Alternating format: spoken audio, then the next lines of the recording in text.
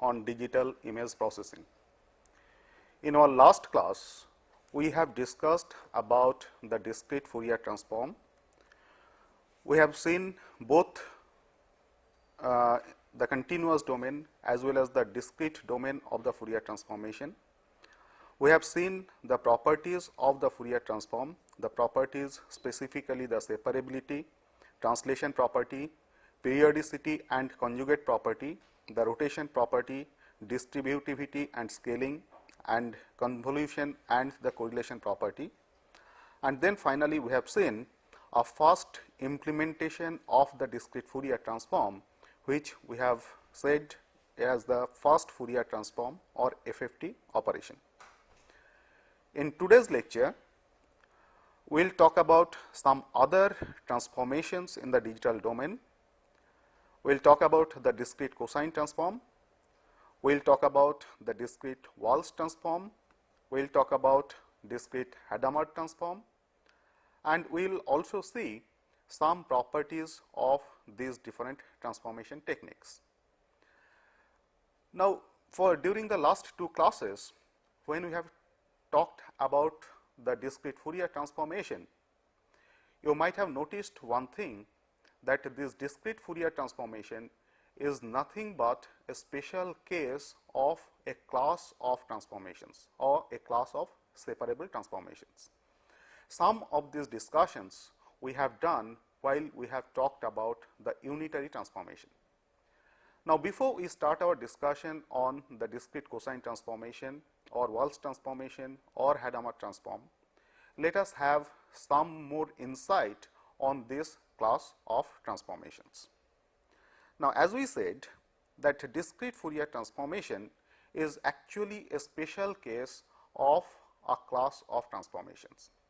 Let us see what is that class of transformation.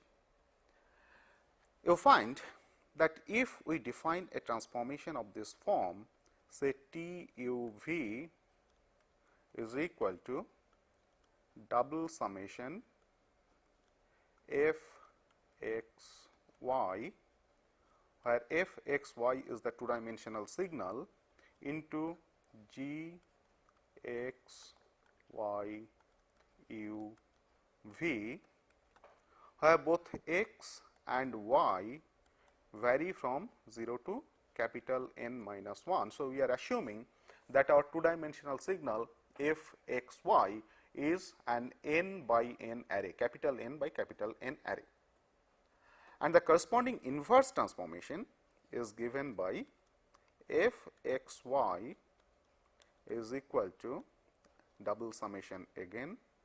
We have this transformation matrix, transform coefficients T u v into h x y u v, where this g x y u v, this is called the forward transformation kernel, and h x y u v is called the inverse transformation kernel or the basis functions. Now, these transformations, this class of transformation will be separable if we can write g x y u v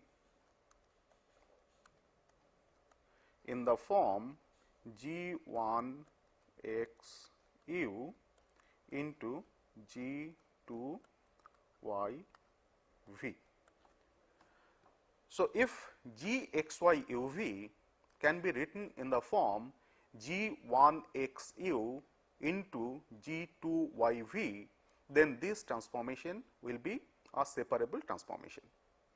Moreover, if g 1 and g 2, these are functionally same, that means if I can write this as g 1 x u into g 1 y v, that is, I am assuming g 1 and g 2 to be functionally same.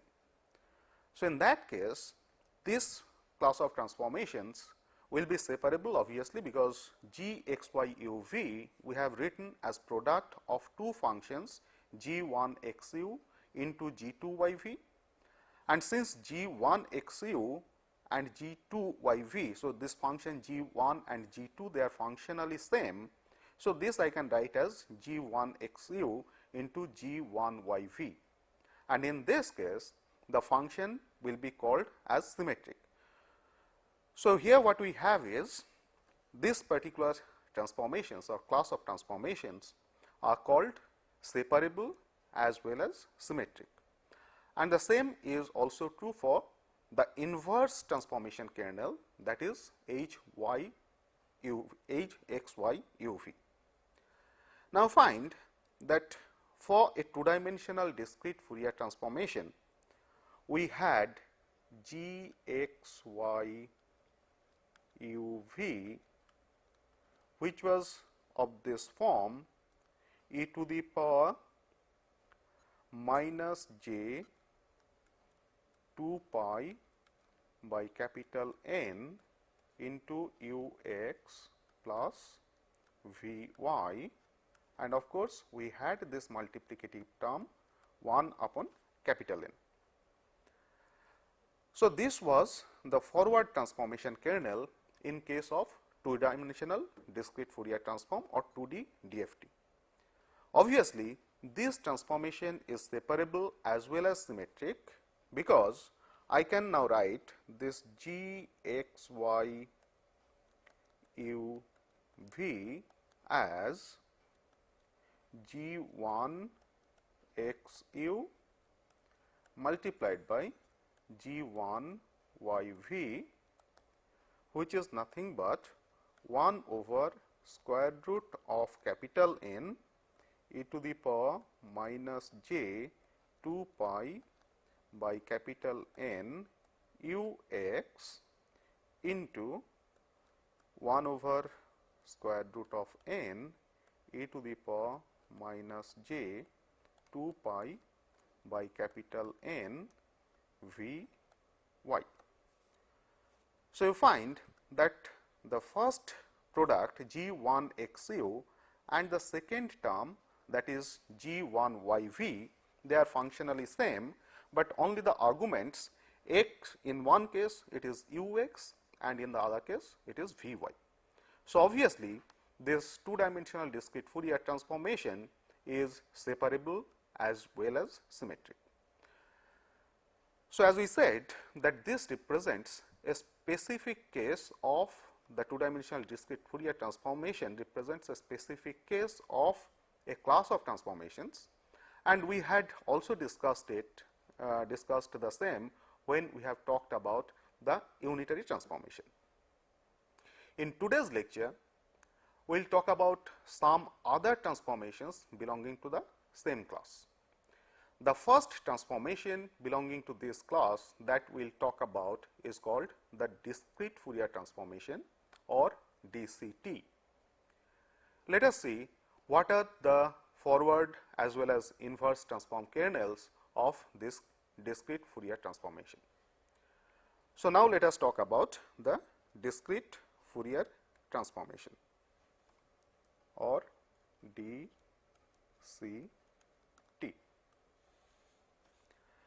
In case of discrete Fourier transformation, the forward transformation kernel g x y u v is given by alpha times u into alpha times v into cosine 2x plus 1 u pi upon 2n into cosine 2y plus 1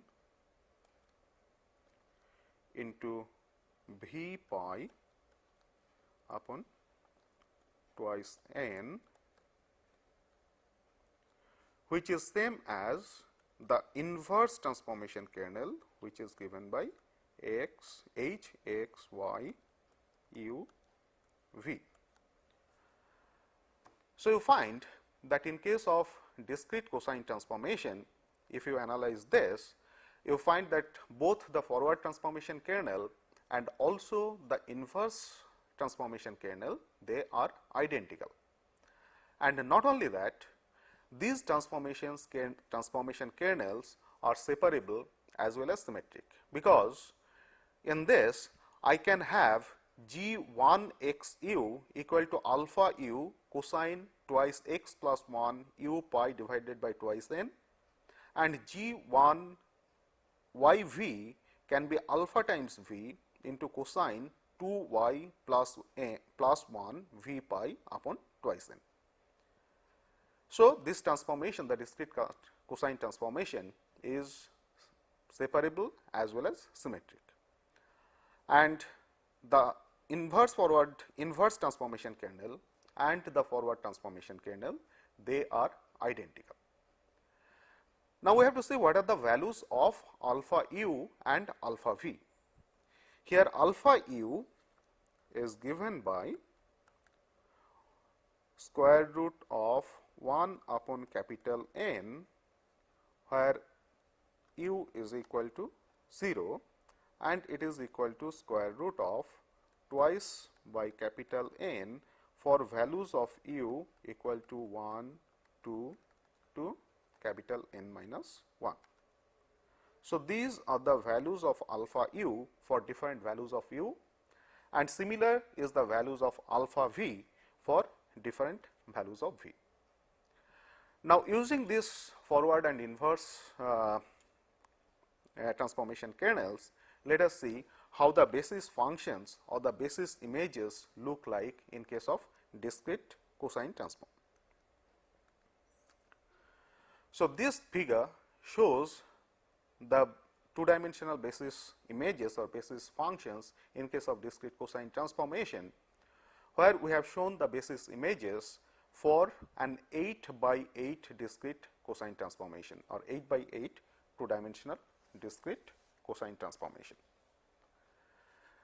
Now, using these kernels, now we can write the expressions for the two-dimensional discrete cosine transformation in the form of C u v is equal to alpha u alpha v double summation f x y into cosine of 2x plus 1 into pi u upon twice n into cosine of twice y plus 1 pi v upon twice n, where both x and y vary from 0 to capital N minus 1. Similarly, the inverse discrete cosine transformation can be written as f x y is equal to double summation alpha u times alpha v times C u v. So, C u v is the coefficient matrix into cosine of twice x plus 1 u pi upon twice capital N into cosine of twice y plus 1 into v pi upon twice capital N, and now u and v vary from 0 to capital N minus 1. So, this is the forward two-dimensional discrete cosine transformation, and this is the inverse two dimensional discrete cosine transformation. Now, you find that there is one difference.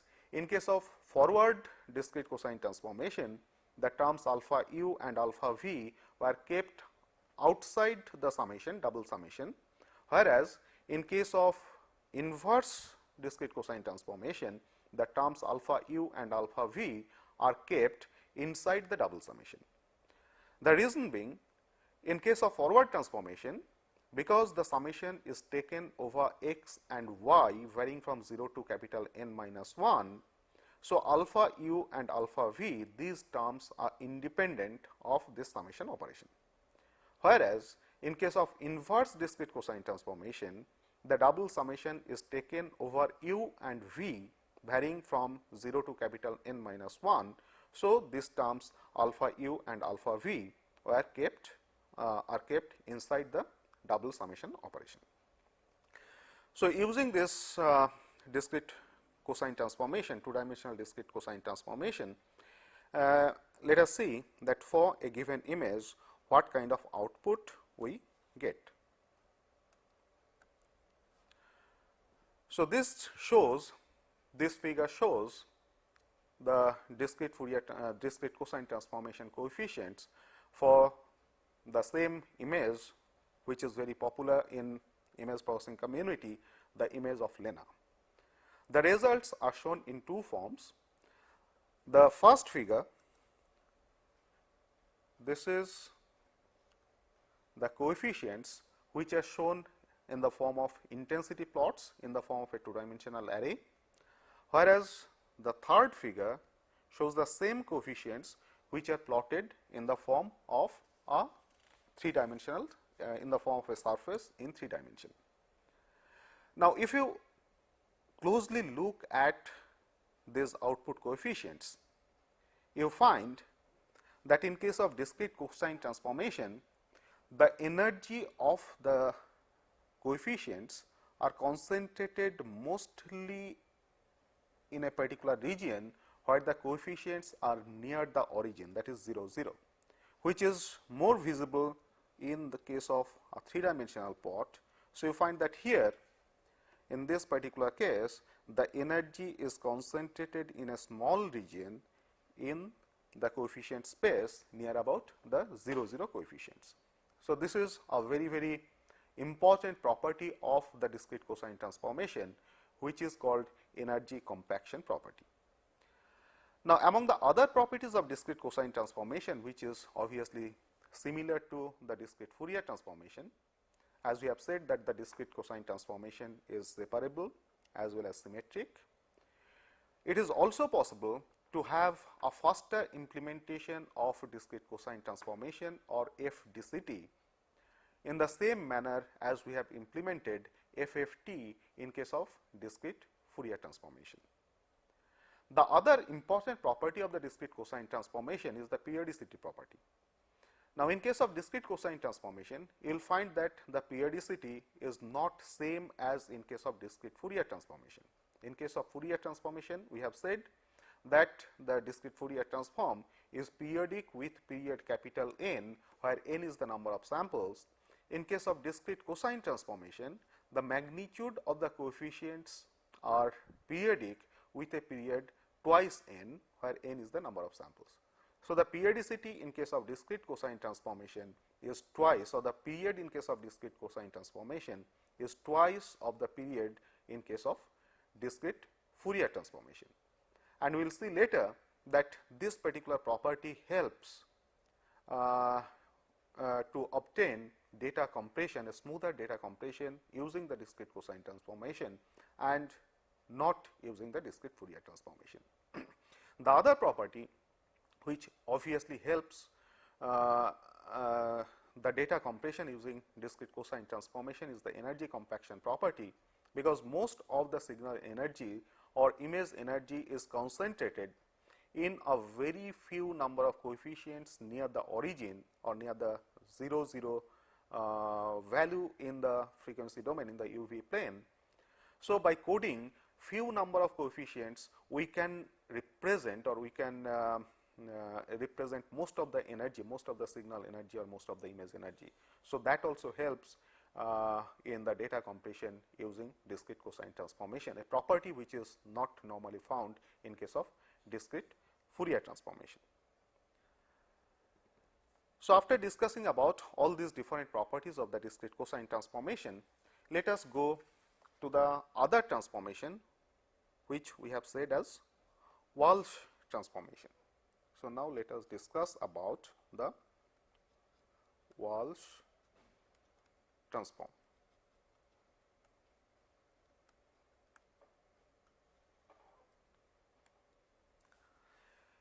In case of 1D, the discrete Walsh transform kernels are given by Gxu is equal to 1 upon capital N into product minus 1 to the power Bix into Bn minus 1 minus Ix, where the product is taken over I equal to 0 to n minus 1. So, find in this particular case the capital N gives you the number of samples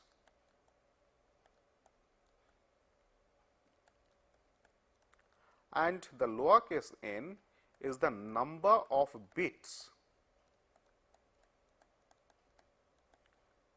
needed to represent x as well as u. Sorry, this is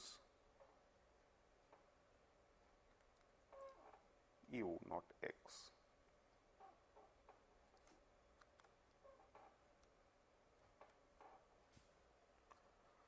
So, capital N is the number of samples and the lowercase n is the number of bits needed to represent both x and u. And in this case, the forward transformation kernel is given by Gxu equal to 1 upon capital N into product I equal to 0 to lowercase n minus 1 minus 1 to the power Bix into Bn minus 1 minus Iu. Now, in this particular case, the convention is, so if I represent Bkz, Bkz represents the kth bit in the digital representation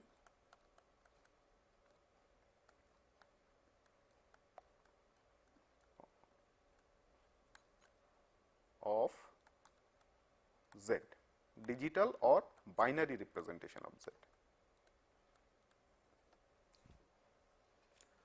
So, that is the interpretation of Bix.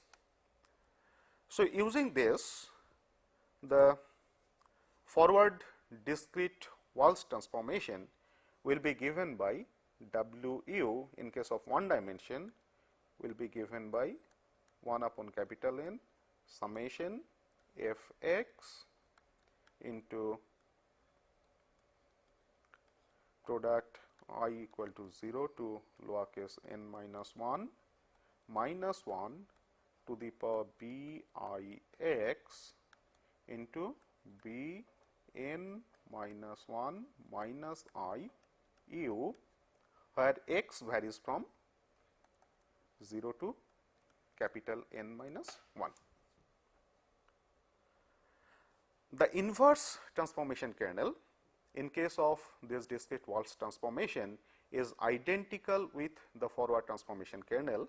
So, Hxu, the inverse transformation kernel, is same as product I equal to 0 to lowercase n minus 1 into minus 1 to the power Bix into Bn minus 1 minus Iu, and using this inverse transformation kernel we can get the inverse Walsh transformation as Fx equal to summation u equal to 0 to capital N minus 1 Wu product I equal to 0 to lowercase n minus 1 minus 1 to the power Bix into B n minus 1 minus I u.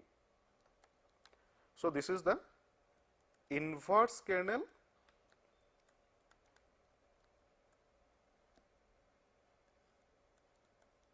and this is the inverse transformation. So, here you find that the discrete Walsh transformation, both the forward transformation and the inverse transformation, they are identical. Only thing is there is a difference of the multiplicative factor 1 upon capital N, but otherwise because the transformations are identical. So, the algorithm used to perform the forward transformation, the same algorithm can also be used to perform the inverse Walsh transformation. Now, in case of two-dimensional signal, so in case of two-dimensional signal, we will have the transformation kernel as g x y u v, which is equal to 1 upon capital N product I equal to 0 to lowercase n minus 1 minus 1 to the power b I x into b n minus 1 minus I u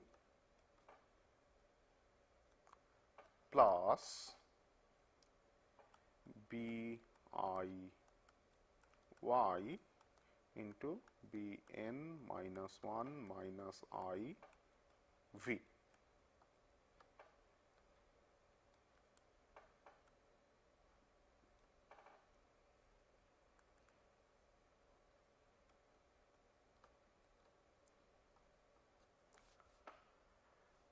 And the inverse transformation kernel in this case is identical with the forward transformation kernel. So, the inverse transformation kernel is given by 1 upon capital N product again I equal to 0 to lowercase n minus 1 minus 1 to the power b I x b n minus 1 minus I u plus b I y b n minus 1 minus I v.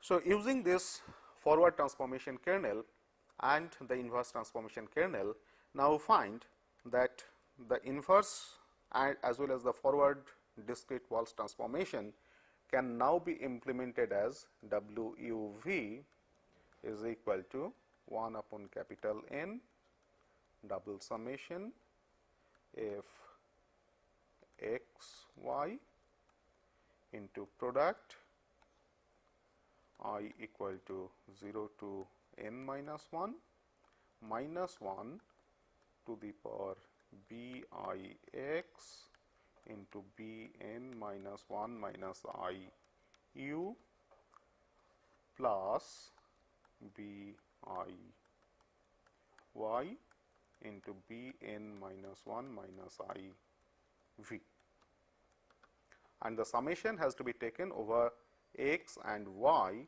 varying from 0 to capital N minus 1. And in the same manner, because the forward transformation as well as the inverse transformation, they are identical in case of discrete Walsh transformation, the same expression, if I replace f x y by W u v and the summation is taken over u v varying from 0 to capital N minus 1, what I get is the inverse Walsh transformation, and I get back the original signal f x y from the transformation coefficients W u v. So, you find that here the same algorithm which is used for computing the forward Walsh transformation can also be used for computing the inverse Walsh transformation. So, now let us see that what are the basis functions of this Walsh transformation and what are the results on some image. So, for Walsh transformation, the basis function appears like this, or the set of basis images appear like this. Here the basis images are given for a 4 by 4 2D Walsh transformation, and if I apply this Walsh transformation on the same image, say Lena, you find that this is the kind of result that we get. So, here again you find that the property of these cosine transformations, that is the coefficients near 0, they are having the maximum energy, and as you go away from the origin in the UV plane, the energy of the coefficients reduces. So, this transformation also has the energy compaction property, but here you find that the energy compaction property is not as strong as in case of the discrete cosine transformation. So, here the coefficient energies, which is mostly concentrated in this particular region, is not that strong as the compaction of energy in case of discrete cosine transformation. And by analyzing this forward as well as the inverse transformation Walsh transform kernels, you can again find out this, that this Walsh transformation is separable as well as symmetric. Not only that, for this Walsh transformation, it is also possible to have a fast implementation of 2D Walsh transformation almost in the same manner as we have done in case of the discrete Fourier transformation, where we have computed the first Fourier transform or FFT. So, in case of discrete Walsh transformation, the first implementation of the Walsh transformation will be even simpler, and in this case the first transformation can be implemented as WU. So, here we are saying that because the Walsh transformation is separable, so the same way in which we have done the Fourier transformation, 2D Fourier transformation, that the Walsh transformation, 2D Walsh transformation can be implemented by using a sequence of one dimensional Walsh transformation, and that is also true in case of discrete cosine transformation. So, first you perform one dimensional Walsh transformation along the rows of the image, and then the intermediate result that you get, on that you perform one dimensional Walsh transformation along the columns of the intermediate matrix. So, you get the final transformation coefficients. The same is also true in case of discrete cosine transformation, because the discrete cosine transformation is also separable. So, to illustrate the first implementation of the Walsh transformation, I take the one dimensional case. So, here the first implementation can be done in this form. I can write WU is equal to half of W even U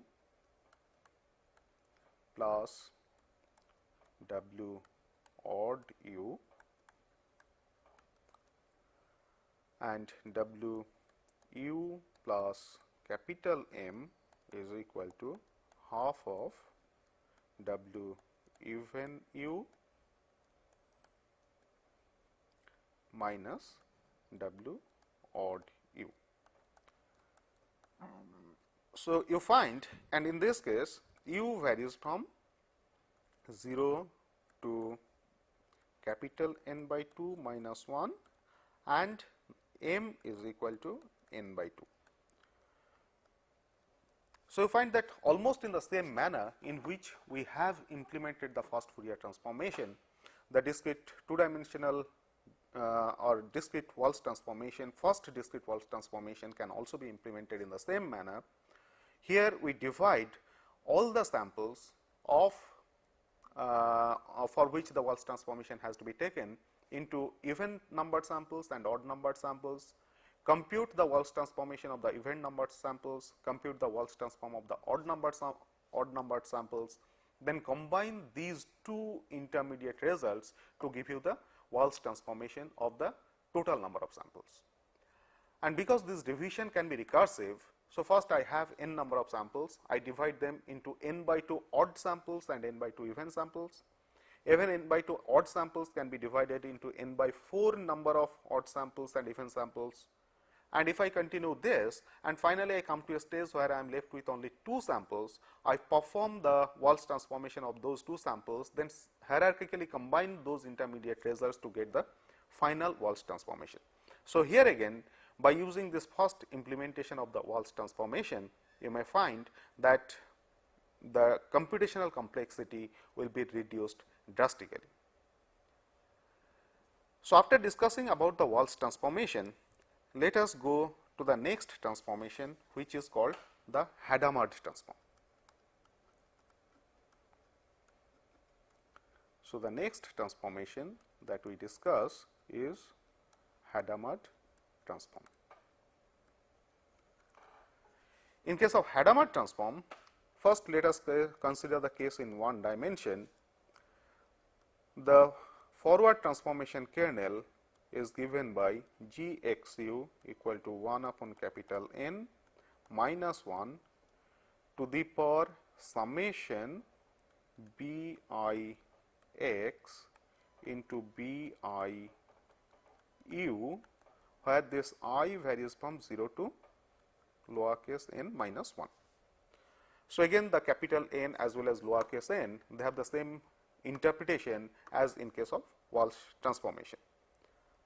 And using this forward transformation kernel, the forward Walsh transformation, forward Hadamard transformation can be obtained as Hu equal to 1 upon capital N summation x varies from 0 to capital N minus 1 f x into minus 1 to the power summation Bix into Biu, where I varies from 0 to lowercase n minus 1.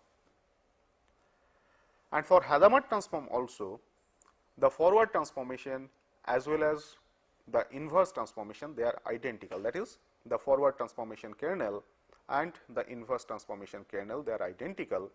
So, here again the same algorithm can be used for forward transformation as well as the inverse transformation. So, here the inverse transformation kernel is given by Hxu is equal to minus 1 to the power summation Bix into Biu, where I varies from 0 to lowercase n minus 1, and using this the inverse Hadamard transformation is obtained as Fx is equal to summation u varying from 0 to capital N minus 1 Hu minus 1 to the power summation Bix into Biu, where I varies from 0 to lowercase n minus 1. So, these are the forward and inverse Hadamard transformation in case of one dimension.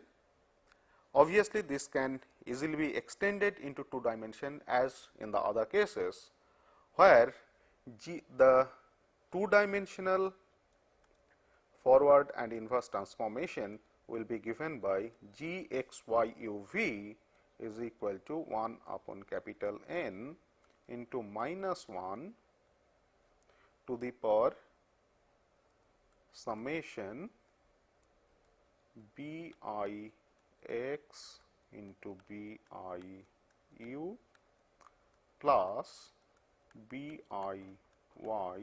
into Biv, where this summation is taken from over I equal to 0 to lowercase n minus 1. And similarly, the inverse transformation kernel is also given by Hxyuv,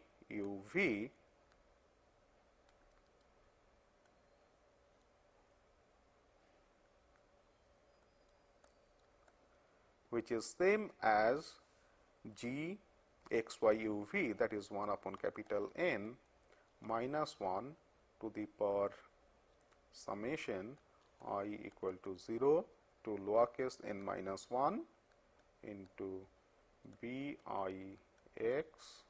into Biu plus Biy into Biv. So, you find that the forward transformation kernel and the inverse transformation kernel in case of two-dimensional discrete Hadamard transformation are identical. So, that gives us the forward transformation and the inverse transformation for the two-dimensional discrete Hadamard transformation to be same, which enables us to use the same algorithm or same program to compute the forward transformation as well as the inverse transformation. And if you analyze this, you find that these Hadamard transformations are also separable and symmetric. That means, in the same manner, this two-dimensional Hadamard transformation can be implemented by using a sequence of one-dimensional Hadamard transformations. So, for the image, first we implement one-dimensional Hadamard transformation over the rows of the image and then implement the one-dimensional Hadamard transformation over the columns of this intermediate matrix, and that gives you the final Hadamard transformation output. Now, if I further analyze the kernels of this Hadamard transformation, and because we have said that two-dimensional Hadamard transformation can now be implemented in the form of a sequence of one-dimensional Hadamard transformations. So, we analyze further with respect to an one-dimensional Hadamard transformation. So, as we have seen that one-dimensional Hadamard transformation is given by Gxu is equal to 1 upon capital N minus 1 to the power summation Bix into Biu, where I varies from 0 to lowercase n minus 1. And let me mention here that all these additions that we are doing, these summations follow modulo 2 arithmetic. That means, these summations are actually nothing but ORing operation of different bits. Now, if I analyze this one-dimensional forward Hadamard transformation kernel, you find that if I omit the multiplicative term 1 upon n, so if I omit from this multiplicative term 1 upon capital N, then this forward transformation actually leads to a matrix which is known as Hadamard matrix. So, to see that what is this Hadamard matrix, you find that for different values of x and u, the Hadamard matrix will look like this. So, here we have shown an Hadamard matrix for Hadamard transformation of dimension 8. So, for n equal to 8, this Hadamard matrix has been formed, and here plus means it is equal to plus 1 and minus means it is equal to minus 1. Now, if you analyze this particular Hadamard matrix, you will find that it is possible to generate a recursive relation. It is possible to formulate a recursive relation to generate the transformation matrices. Now, how that can be done? You find that these particular part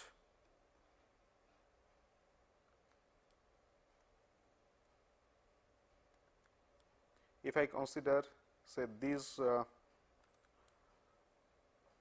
4 by 4 elements, these 4 by 4 elements, these 4 by 4 elements, they are identical, whereas this 4 by 4 element of this matrix is just negative of this, and the same is followed, the same pattern can be observed in all other parts of this matrix.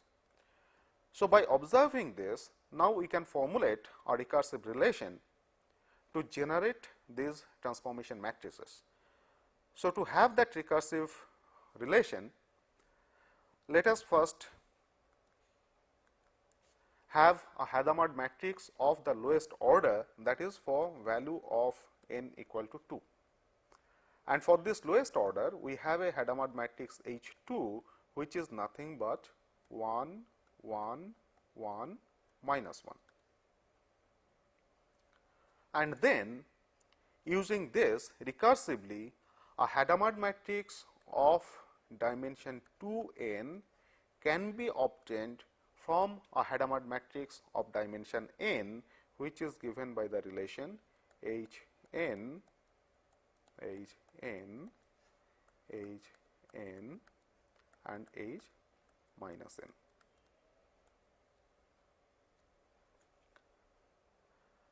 So, a Hadamard matrix of higher dimension can recursively formed from a Hadamard matrix of lower dimension.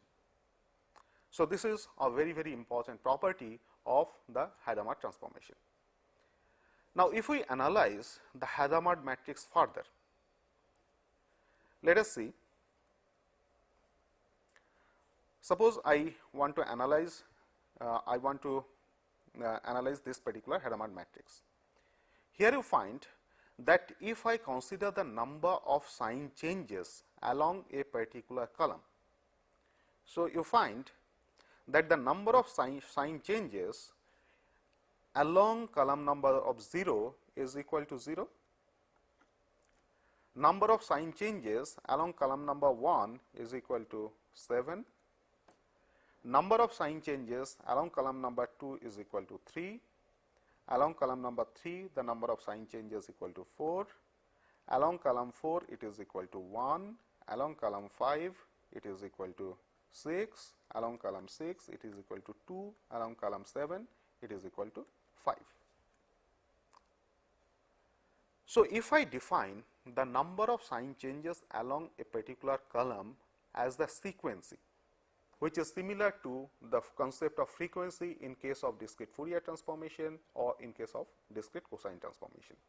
So, in case of Hadamard matrix, we are defining the number of sign changes along a particular column or for a particular value of u as the frequency.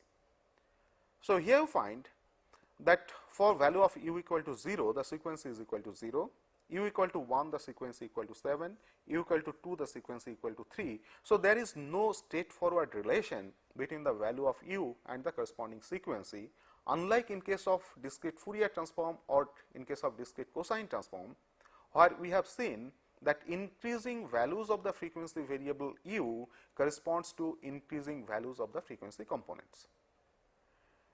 So, if we want to have similar type of concepts in case of Hadamard transformation also, then what we need is, we need some sort of reordering of this Hadamard matrix, and that kind of reordering can be obtained by another transformation, where that particular transformation, the kernels of that particular transformation will be given by Gxu is equal to 1 upon capital N minus 1 to the power summation Bix into Piu. Now, instead of Biu, we are writing Piu, where this summation is taken over I equal to 0 to lowercase n minus 1. And this particular term Piu can be obtained from Biu using these relations. P0u will be given by Bn minus 1 u. P1u will be given by Bn minus 1 u plus Bn minus 2 u. P2u will be given by Bn minus 2 u plus Bn minus 3 u, and continuing like this, Pn minus 1 u will be given by B1 u plus B0 u, where all these summations are again modulo 2 summations, that is, they can also be explained, they can be implemented using the binary OR operations. Now, by using this modification, again this particular forward transformation kernel that we get, the modified forward transformation kernel that we get, that leads to a modified Hadamard matrix. So, let us see what is this modified Hadamard matrix. So, the modified Hadamard matrix that we get is of this particular form, And if you look at to this particular modified Hadamard matrix, you find that here sequency for u equal to 0 is again equal to 0, sequency for u equal to 1 is equal to 1, sequency for u equal to 2 is equal to 2, and now for increasing values of u, we have increasing values of sequency. So, using this modified or ordered Hadamard matrix forward kernel, in case of 2 dimension, the ordered Hadamard basis functions are obtained in this particular form.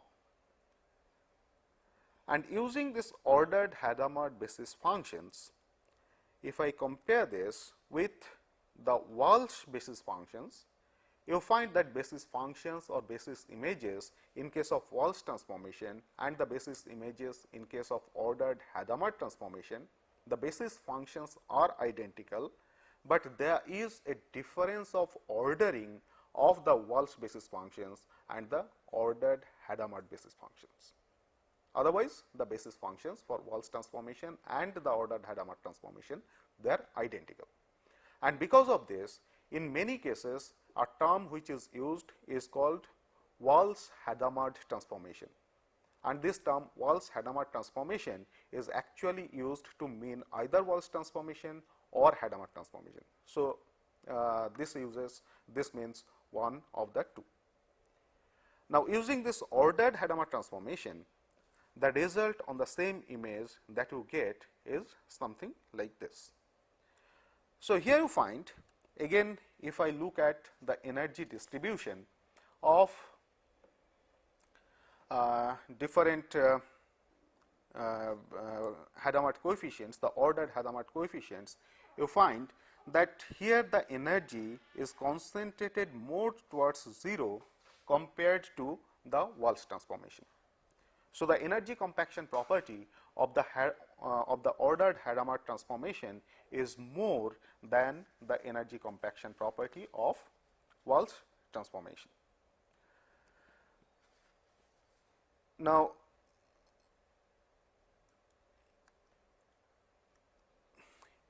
this slide shows the comparison of the transformation coefficients of these different transformations. The first one shows the coefficient matrix for the discrete Fourier transformation. The second one shows the coefficient matrix for the discrete cosine transformation. Third one is for discrete Walsh transformation, and fourth one is for discrete Hadamard transformation. It is ordered Hadamard transformation. Now, by comparing all these 4 different results, you find that in case of discrete cosine transformation, the discrete cosine transformation has the property of strongly concentrating the energy in very few number of coefficients. So, the energy compaction property of discrete cosine transformation is much more compared to the other transformations. And that is why this discrete cosine transformation is very popular for the data compression operations, unlike the other cases. And in case of discrete Fourier transformation and discrete cosine transformation, though we can associate the frequency term with the transformation coefficients, it is not possible to have such a physical interpretation of the coefficients of the discrete Walsh transformation, nor in case of discrete Hadamard transformation. So, though we cannot have such a kind of physical interpretation, but still because of this energy compaction property, the Hadamard transform as well as the Walsh transform can have some application in data compression operations. So, with this we come to our end of our discussion on the discrete cosine transformation, discrete Walsh transformation and discrete Hadamard transformation, and we have also seen some comparison with the discrete Fourier transformation.